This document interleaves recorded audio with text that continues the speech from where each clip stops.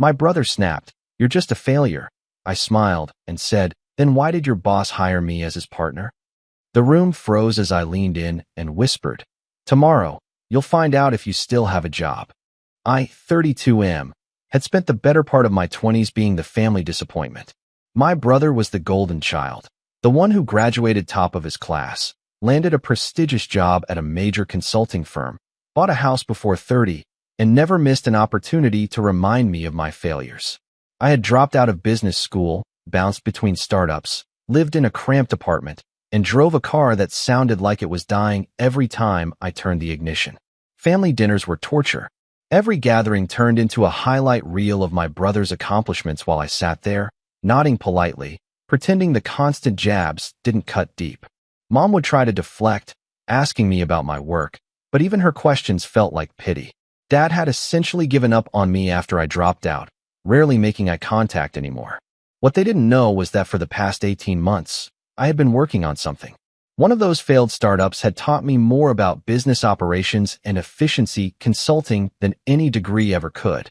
I had been quietly building a reputation in niche circles, taking on small clients, fixing their broken systems, and watching my network grow.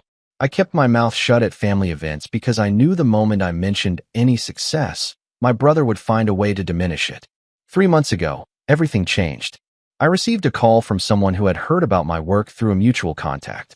He ran a private equity firm and was looking for someone to help optimize operations across his portfolio companies. We met for coffee, then dinner, then several long strategy sessions. He saw something in my approach that resonated with him, and before I knew it, he was offering me a partnership stake in a new venture he was launching. The deal was structured carefully. I would come in as a silent partner initially, learning the ropes of his existing operations while we prepared to launch the new division. The firm he ran had several major clients, and I spent weeks in meetings, learning the landscape, understanding the players. One name kept coming up in our discussions about organizational restructuring and efficiency improvements. My brother's company. His firm had been struggling with project delivery timelines and client satisfaction scores. They were bleeding money on inefficiencies, and the leadership knew they needed outside help. They had already engaged my new partner's firm for a comprehensive operational audit and restructuring plan. My partner asked if I wanted to lead the engagement. I looked at the client name on the folder and felt something twist in my chest. This was it. I told him I was interested but wanted to stay in the background for the initial assessment phase. He agreed, and I spent the next 6 weeks buried in data about my brother's company, identifying every bottleneck, every inefficiency, every management blind spot. I built a presentation that would gut their current structure and rebuild it from the ground up. It was thorough, it was brutal, and it was exactly what they needed. The timing couldn't have been more perfect. Mom's birthday dinner was scheduled for Saturday night, and my presentation to the executive board was set for the following Monday morning. I knew my brother would be there, in that conference room, sitting across from me when I walked in as the lead partner on the engagement. Saturday arrived, and I drove to my parents' house with a calm I hadn't felt in years. I had prepared for this moment, rehearsed every possible response, every potential outcome. My brother's car was already in the driveway when I pulled up, that sleek luxury sedan he loved to show off. I parked my beat-up vehicle next to it and walked inside. The evening started predictably. Mom hugged me, told me I looked thin, asked if I was eating properly. Dad shook my hand with that distant grip he'd perfected over the years. My brother was in the kitchen, drink in hand, already holding court with our uncle about some major deal his team had just closed. Dinner conversation flowed around me. My brother talked about his promotion potential, about the new projects his department was taking on, about his boss's confidence in his leadership abilities. I ate quietly, responding when spoken to, watching the dynamic play out like I had dozens of times before. Then my brother turned to me, that familiar smirk on his face. He asked what I'd been up to lately, whether I was still jumping between those little projects that never went anywhere. I told him I'd been consulting, keeping busy. He laughed, said that was a nice way of saying I was still figuring things out. Mom tried to redirect the conversation, but my brother was on a roll. He started talking about stability, about the importance of building a real career, about how opportunities don't wait forever. Every word was aimed at me, every sentence designed to reinforce the narrative that had been built over years. I let him talk. I let him build up steam, let him enjoy the moment. Then he said it, the line that gave me the perfect opening. He told me I needed to face reality, that I was just a failure who couldn't commit to anything long enough to make it work. The room went quiet. Mom looked horrified. Dad's fork stopped halfway to his mouth. My uncle stared at his plate, and I just smiled. I asked my brother a simple question. If I was such a failure, why had his boss hired me as his partner? I said it calmly, clearly, watching his face cycle through confusion, disbelief, and then something close to panic. He demanded to know what I was talking about. I explained that I had been working with the private equity firm his company had engaged for their operational restructuring. I mentioned that I'd been leading the assessment for the past 6 weeks, and that I'd be presenting our findings and recommendations to the executive board on Monday morning. The color drained from his face. He tried to laugh it off, said I must be mistaken, that I couldn't possibly be involved in something at that level. I pulled out my phone, opened my email, and showed him the calendar invitation for Monday's board meeting. My name was listed as the lead presenter. I stood up, walked around the table, and leaned close to him. I told him that tomorrow he'd find out whether he still had a job. Then I straightened up, thanked Mom for dinner, and walked out. Update 1. I didn't sleep much that night. Part of me felt guilty for dropping that bomb at Mom's birthday dinner, but a larger part felt a satisfaction I couldn't quite suppress. Years of being dismissed, of being treated like the family embarrassment, and I'd finally had my moment. Sunday was spent doing final prep work for the presentation. My partner called me in the afternoon, asking if I'd heard anything unusual from the client. Apparently, one of the board members had received a frantic call from my brother, trying to get information about the consulting team and raising concerns about conflicts of interest. My partner was annoyed, but not surprised. He asked me directly if there was something I needed to tell him about my relationship with anyone at the client company. I explained the situation, told him about my brother, about the dinner, about everything. I expected him to be angry, but instead, he just laughed. He told me that my brother's call had actually backfired. The board member he'd contacted was the CEO, the same person who had specifically requested an unflinching assessment of the organization, no matter whose feelings got hurt. The CEO had called my partner after speaking with my brother, asking whether the lead consultant had any reason to soften the findings due to personal connections. My partner had assured him that I was professional above all else, and that the assessment would stand on its merits. The CEO seemed satisfied and mentioned he was looking forward to Monday's presentation even more now. I spent Sunday evening going through the presentation one more time. The recommendations were harsh, but necessary. My brother's department was one of the main problem areas, suffering from poor project management, unclear accountability structures, and leadership that prioritized appearance over results. The data was irrefutable. Monday morning arrived cold and gray. I dressed in my best suit, the one I'd bought specifically for this engagement, and drove to the client's office building downtown. My partner met me in the lobby, and we rode the elevator up together in silence.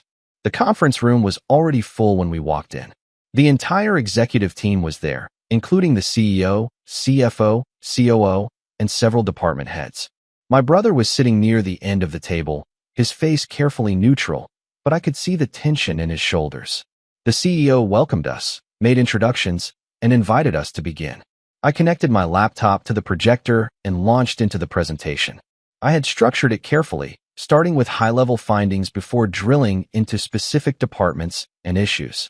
For the first 20 minutes, I kept things general, talking about overall organizational structure, communication breakdowns, and systemic inefficiencies. The executives took notes, asked clarifying questions, and seemed genuinely engaged with the material. Then I got to the department-level analysis. I pulled up the data on project delivery timelines, client satisfaction scores, and internal efficiency metrics. My brother's department was performing in the bottom quartile across almost every measure. I didn't single him out by name, but everyone in the room could see which division I was discussing.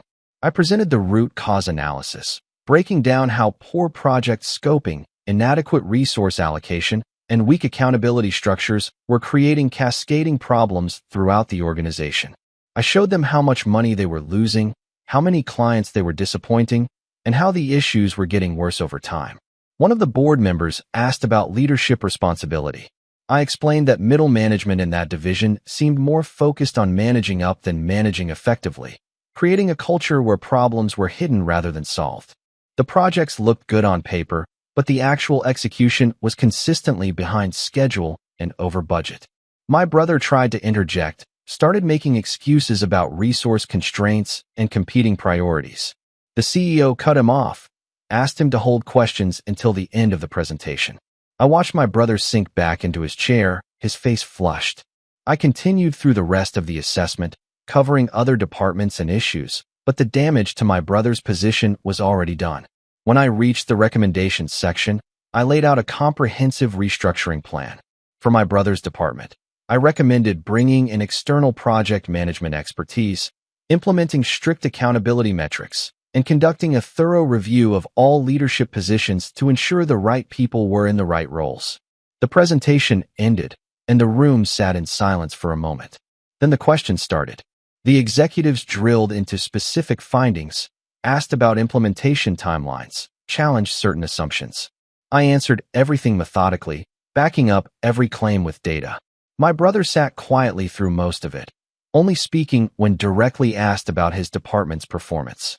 His explanations sounded weak in the face of the evidence I presented, full of justifications that didn't address the underlying problems.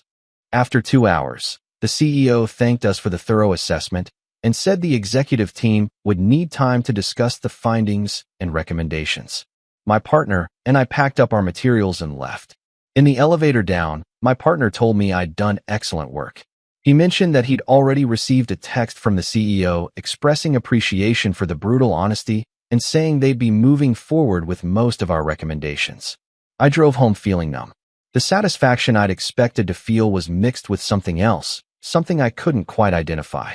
I'd proven my worth, demonstrated my competence, but the look on my brother's face in that conference room kept replaying in my mind. Update 2. The fallout started almost immediately. My phone buzzed with a text from Mom asking what had happened, saying my brother had come home upset and refused to talk about the meeting. Dad called later that evening, his voice tight with anger, demanding to know if I'd deliberately sabotaged my brother's career. I tried to explain that I'd simply done my job, that the assessment was based on objective data, that my brother's performance issues were real and documented. Dad didn't want to hear it. He told me I'd betrayed my family, that I'd let jealousy and resentment turn me into someone he didn't recognize. I hung up feeling worse than I had in years. The professional victory felt hollow when weighed against the family cost. Tuesday morning, my partner called with an update. The client wanted to move forward with the restructuring immediately and had asked our firm to help manage the implementation. They were making significant leadership changes, including in my brother's department. His position wasn't being eliminated, but he was being moved to a project management role with no direct reports, effectively a demotion. I asked if I needed to be involved in the implementation phase. My partner said it was up to me, but the CEO had specifically requested that I stay on to ensure consistency. The professional opportunity was clear, but so was the personal complication. I spent the next few days avoiding my family's calls and messages. My brother sent me a long text calling me vindictive and pathetic, accusing me of hiding behind professional credibility to settle personal scores. He claimed I'd twisted the data, exaggerated problems, and deliberately made him look bad. I didn't respond. What could I say? That the data spoke for itself? That his poor performance had nothing to do with me? None of it would matter to him. Thursday afternoon, I received an unexpected call from my uncle, the one who'd been at the birthday dinner. He asked if we could meet for coffee. I agreed, curious about what he wanted. We met at a quiet cafe near my apartment. He ordered for both of us and then got straight to the point. He told me he'd spoken with my brother, heard his version of events, but also knew enough about business to understand that consulting firms don't base major recommendations on family grudges. He asked me to walk him through what had actually happened from the beginning. I did, explaining how I'd built my consulting practice, how I'd met my partner, how the engagement with my brother's company had come about. I showed him some of the anonymized data I was allowed to share, explained the methodology behind the assessment. My uncle listened carefully, asking occasional questions. When I finished, he sat back and sighed. He told me that my brother had always been given everything easily, that the family's constant praise had created blind spots in his self-awareness. He said my brother probably genuinely believed he was performing well because no one had ever given him honest feedback before. Then my uncle asked me the question I'd been avoiding. Had I enjoyed it? Had I taken satisfaction in exposing my brother's failures in front of his bosses? I thought about it for a long time before answering. I admitted that yes, part of me had enjoyed having the upper hand for once, had enjoyed proving that I wasn't the failure they'd all assumed I was. But I also told him that the satisfaction had faded quickly, replaced by a complicated mix of guilt and vindication that I was still trying to process. My uncle nodded, said that was an honest answer. He told me that my brother needed this wake-up call, that maybe it would force him to develop some self-awareness and humility. But he also warned me that family relationships, once broken, are hard to repair. I told him I understood and that I'd tried to avoid this situation, had kept my professional success quiet specifically to prevent this kind of conflict. It was my brother who'd pushed, who'd insisted on making me feel small at every opportunity. My uncle agreed but pointed out that my response, while professionally justified, had been personally devastating. He suggested I think carefully about what kind of relationship I wanted with my family going forward and whether this victory was worth the cost. Update 3. 2 weeks passed. The restructuring at my brother's company moved forward. I stayed on the implementation team, working with their new leadership to build better systems and processes. My brother and I didn't cross paths during any of it. He'd been moved to a different floor, assigned to projects that didn't intersect with the areas I was working on. Mom called eventually. She didn't yell or accuse. She just sounded tired. She asked if I was happy now, whether proving I was smarter than my brother had been worth tearing the family apart. I told her I hadn't set out to tear anything apart, that I'd simply done my job well. She said she knew that, but she also knew I could have declined the engagement, could have asked my partner to assign someone else once I realized my brother's company was the client. She was right, of course. I could have stepped back. I'd made a choice to move forward, and that choice had consequences beyond the professional realm. The conversation ended with Mom asking me to come to dinner the following Sunday. She said we needed to talk as a family, to figure out how to move forward. I agreed, though I wasn't optimistic about how it would go. Sunday dinner was awkward in ways that made the birthday dinner look comfortable. My brother barely acknowledged my presence. Dad was coldly polite. Only Mom tried to maintain some semblance of normalcy. Halfway through the meal, my brother finally spoke to me directly. He asked if I was satisfied, whether humiliating him in front of his colleagues had lived up to my expectations. I told him I hadn't humiliated him, that his own work performance had done that long before I showed up. The argument that followed was brutal. Years of resentment poured out from both sides. He accused me of being jealous, vindictive, and petty. I threw back every dismissive comment, every casual insult, every time he'd made me feel worthless at family gatherings. Mom started crying. Dad stood up and left the room. My uncle, who'd been invited as a mediator of sorts, just watched silently. When we'd both exhausted our anger, the room fell quiet. My brother asked me a simple question. He wanted to know if I actually hated him or if this had just been about proving a point. I told him I didn't hate him. I told him I resented being treated like a failure when I'd been working hard to build something meaningful. I resented that my successes were dismissed while his were celebrated, that nothing I did was ever good enough to earn respect from my own family. He was quiet for a long time. Then he admitted that the demotion had forced him to look at things he'd been avoiding. His boss had been blunt in the feedback session, telling him that his lack of self-awareness and accountability had been holding back the entire department. The restructuring had revealed problems he hadn't wanted to see. He said he still thought I'd handled the situation poorly, that I'd let personal feelings influence professional decisions. But he also acknowledged that the assessment itself had been accurate and that he needed to do better. It wasn't reconciliation, not really, but it was the first honest conversation we'd had in years. Dad came back into the room eventually. He sat down heavily and looked at both of us. He said he'd failed as a father, that he'd created competition between us instead of supporting us both. He apologized for dismissing my path, for assuming that because it looked different from my brother's, it was less valuable. Mom reached across the table and took both our hands. She said she just wanted her sons to respect each other, that she was tired of choosing sides and managing conflicts. The dinner ended without resolution, but with a fragile understanding. My brother and I weren't friends, probably wouldn't be for a long time if ever. But we'd established boundaries, aired grievances, and maybe created space for something healthier to develop. 3 months have passed since then. I'm still working on the implementation project at my brother's company, though we've developed an unspoken agreement to maintain professional distance.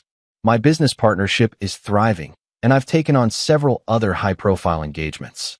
Family dinners are still uncomfortable, but the open hostility has faded into cautious politeness. My brother has apparently taken the feedback seriously and is working with a professional coach to improve his leadership skills.